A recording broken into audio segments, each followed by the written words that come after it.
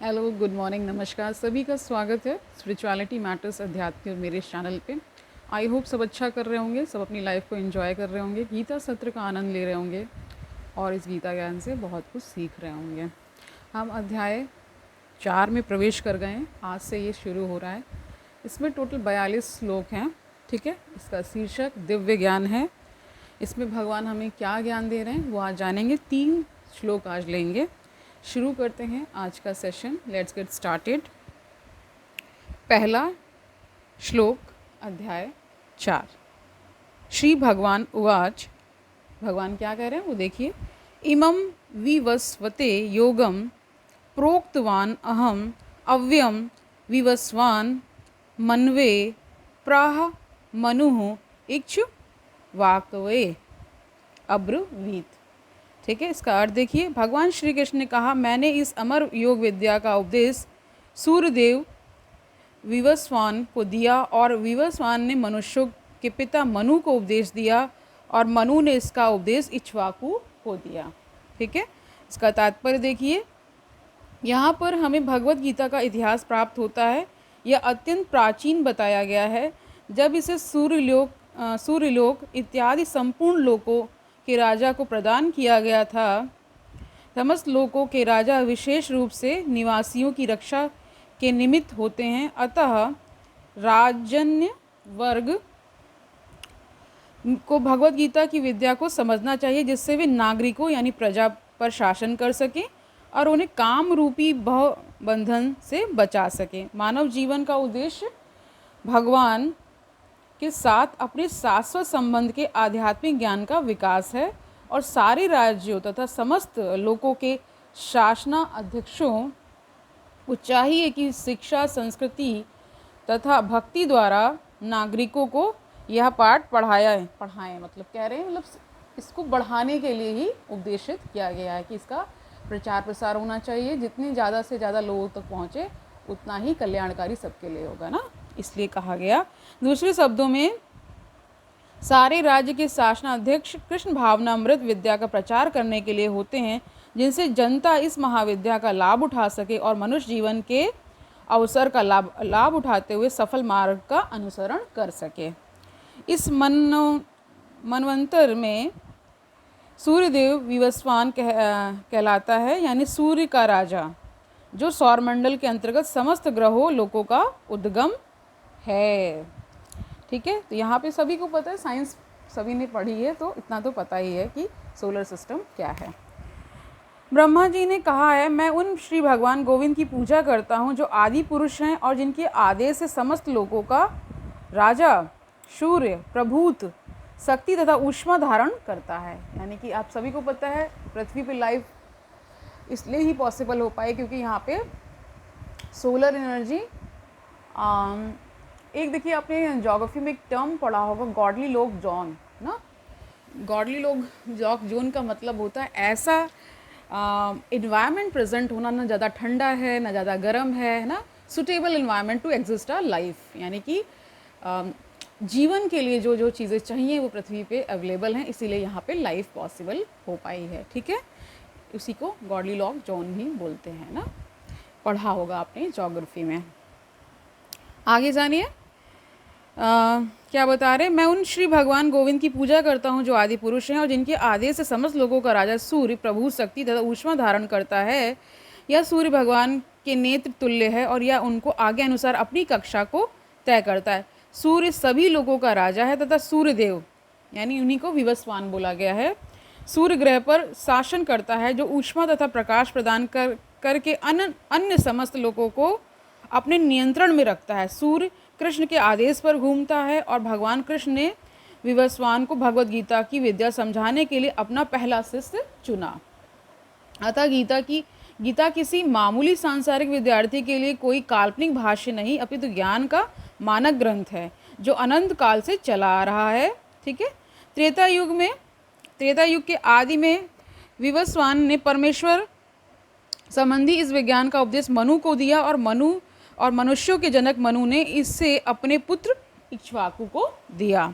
इक्ष्वाकु इस पृथ्वी के शासक थे और उस रघुकुल के पूर्वज थे जिसमें भगवान श्री राम ने अवतार लिया। इससे प्रमाणित होता है कि मानव समाज में महाराज इक्ष्वाकु के काल से ही भगवद गीता विद्यमान थी। इस समय कलयुग के केवल 5000 वर्ष व्यतीत हुए हैं, जबकि इसकी पूर्ण आयु कितनी है? 4,32,000 वर्ष बता रहे हैं ना, 4,32,000 वर्ष बता रहे हैं। ठीक है, इसके पूर्व द्वापर युग को बता रहे हैं कितना? 8 लाख वर्ष बता रहे हैं। ठीक है, वर्ष था इसके पूर्व, और इसके भी पूर्व त्रेता कितना था? 12 लाख वर्ष था। इस प्रकार लगभग 20 है ना, 20 के आसपास हो गया ना टोटल, ये तो वही बता रहे 20 लाख के आसपास हो गया ना वर्ष पूर्व मनु ने अपने शिष्य तथा पुत्र इक्ष्वाकु से, जो इस पृथ्वी के राजा थे, श्रीमद् भगवद गीता कही। वर्तमान बता रहे वर्तमान मनु की आयु लगभग बहुत सारा है। ठीक है, मतलब करोड़ों में ये चला गया है ना वर्ष। अनुमानित की वर्ष, मतलब इसमें कुल मिला के ये बता रहे हैं, जैसे आपने पढ़ा ही होगा, साइंस में हम सब पढ़ते हैं कि पृथ्वी की जो लाइफ है और जो पूरी ब्रह्मांड का अगर उसकी उत्पत्ति देखें तो बिलियन ईयर्स में जाता है ना। ठीक है, सभी को पता है ये। तो देखिए इस समय इस डाटा का कोई मतलब नहीं है, बस ये बता रहे हैं, इस वजह से बताया जा रहा है। ठीक है, आगे जानिए।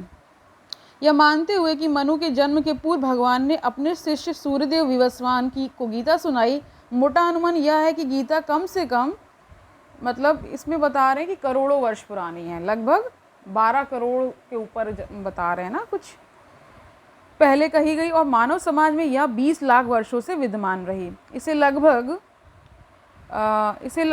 भगवान ने लगभग 5000 वर्ष पूर्व अर्जुन से पुनः कहा। गीता के अनुसार ही तथा इसका वक्ता भगवान कृष्ण के कथन के अनुसार यह गीता के इतिहास का मोटा अनुमान है। सूर्यदेव विवस्वान को इसलिए गीता सुनाई गई क्योंकि वह क्षत्रिय था और उन समस्त क्षत्रियों का जनक है जो सूर्यवंशी हैं। देखिए उसमें देखिए इनमें भी डिवीज़न है, सूर्यवंशी होते हैं और चंद्रवंशी होते हैं ना। जो भी इनका क्षत्रियों का जो पूरा जो सिस्टम है उसमें 2 वंश इनके यहाँ मुख्यतः बताए गए हैं ना। चलिए आगे। चूँकि भगवत गीता वेदों के ही समान है, क्योंकि इसे भगवान ने कहा था, अतः यह ज्ञान अपौरुषेय है। क्योंकि वैदिक आदेशों को यथारूप में बिना किसी मानवीय विवेचना के स्वीकार किया जाता है, फलतः गीता को भी किसी सांसारिक विवेचना के बिना स्वीकार किया जाना चाहिए। सांसारिक तार्किक जन अपनी अपनी विधि से गीता के विषय में चिंतन कर सकते हैं, किंतु यह यथारूप भगवत गीता नहीं है। अतः भगवत गीता को गुरु परंपरा से यथारूप में ग्रहण करना चाहिए। यहाँ पर यह वर्णन हुआ है कि भगवान ने इसे सूर्यदेव से कहा, सूर्यदेव ने अपने पुत्र मनु से कहा और मनु ने अपने पुत्र इक्ष्वाकु से कहा, इस ज्ञान को बताया। ठीक है, समझ गए। आगे देखिए दूसरा श्लोक, क्योंकि इस अध्याय 4 का शीर्षक ही दिव्य ज्ञान है तो इसमें ये सारी बातें तो होंगी। देखिए दूसरा श्लोक, एवं परंपरा प्राप्तम इवं राज ऋषयः विदु सह कालेन इह महता योगः नष्टः परंतप। इसका अर्थ देखिए, इस प्रकार यह परम ज्ञान गुरु परंपरा द्वारा प्राप्त किया गया और राजर्षियों ने इसी विधि से इसे समझा ना। ठीक है, परंपरा जैसे कि एक जनरेशन से दूसरे जनरेशन गुरु परंपरा से ये सारी चीज़ें क्या हो रही, प्रचारित और प्रसारित हो रही हैं। किंतु कालक्रम में यह परंपरा छिन्न हो गई, अतः यह विज्ञान यथारूप में लुप्त हो गया लगता है।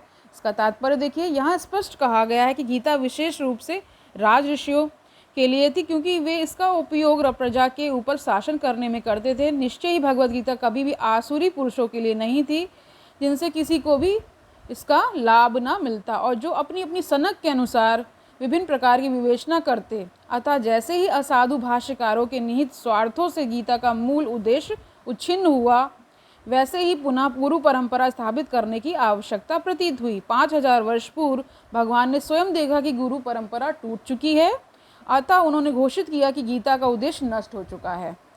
इसी प्रकार इस समय गीता के इतने संस्करण उपलब्ध हैं, विशेषतया अंग्रेजी में, कि उनमें से प्रायः सभी प्रामाणिक गुरु परंपरा के अनुसार नहीं है। विभिन्न सांसारी विद्वानों ने गीता की असंख्य टीकाएं की हैं, किंतु वे प्रायः सभी श्री कृष्ण को स्वीकार नहीं करते, यद्यपि वे कृष्ण के नाम पर अच्छा व्यापार चलाते हैं।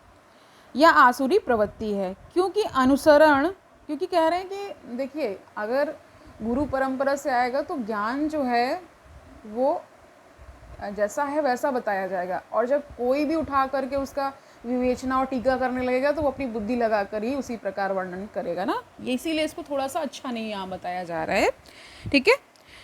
क्योंकि असुरगण ईश्वर में विश्वास नहीं करते, वे केवल परमेश्वर के गुणों का लाभ उठाते हैं। अतएव अंग्रेजी में गीता के एक संस्करण की नितांत आवश्यकता थी, जो परंपरा गुरु परंपरा से प्राप्त हो।